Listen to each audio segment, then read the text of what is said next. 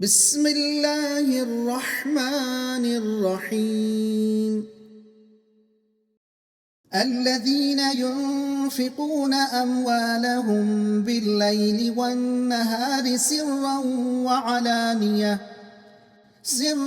وعلانية فلهم أجرهم عند ربهم ولا خوف عليهم ولا هم يحزنون الذين يأكلون الربا لا يقومون إلا كما يقوم الذي يتخبطه الشيطان من المس ذلك بأنهم قالوا إنما البيع مثل الربا وأحل الله البيع وحرم الربا فمن جاءه موعظة من ربه فانتهى فله ما سلف وأمره إلى الله ومن عاد فأولئك أصحاب النار هم فيها خالدون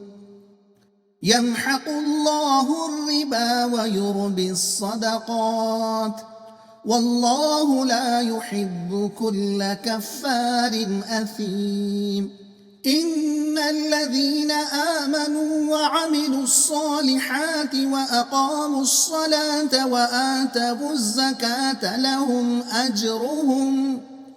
لهم أجرهم عند ربهم ولا خوف عليهم ولا هم يحزنون يا أيها الذين آمنوا اتقوا الله وذروا ما بقي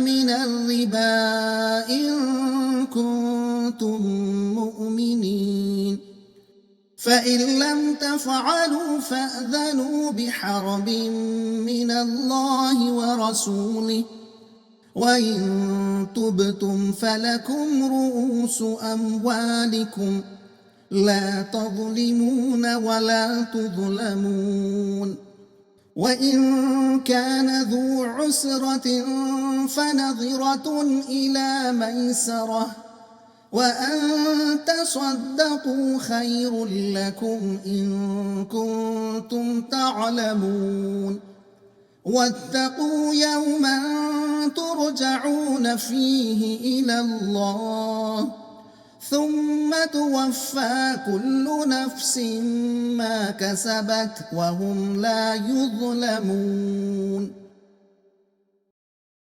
مضمون سود خوری کی مذمت اور حرمت. مطلب جو لوگ اپنا مال دن رات پوشیدہ اور علانیہ اللہ کی راہ میں خرچ کرتے ہیں اس کا اجر ان کے رب کے پاس ضرور ملے گا. ان کو قیامت میں نہ کسی طرح کا خوف ہوگا اور نہ وہ غمگین ہوں گے.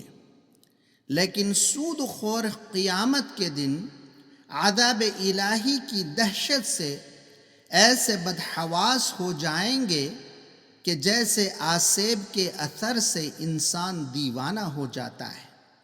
اللہ نے سود کو حرام اور تجارت کو جائز قرار دیا ہے. جو شخص ہمارا حکم سن کر بھی سود لیتا رہے گا وہ ہمیشہ ہمیشہ دوزخ میں رہے گا. اللہ تعالی سود خوری کی ذہنیت کو ملیا میٹ کر دینا چاہتا ہے. اسی لیے تو صدقات میں اللہ نے برکت رکھی ہے. اللہ چاہتا ہے کہ صدقات کا جذبہ لوگوں میں ترقی کرے. اے ایمان والو، اللہ سے ڈرو. اگر سود لینا نہ چھوڑو گے تو اللہ اور اس کے رسول سے جنگ کے لیے تیار ہو جاؤ. اگر تم سود لینے سے توبہ کر لو تو اصل مال تم کو لینے کا حق ہے. اگر قرض دار تنگ دست ہو گیا ہے تو اس کو مہلت دو. اگر معاف کر دو تو یہ اور بہتر ہے.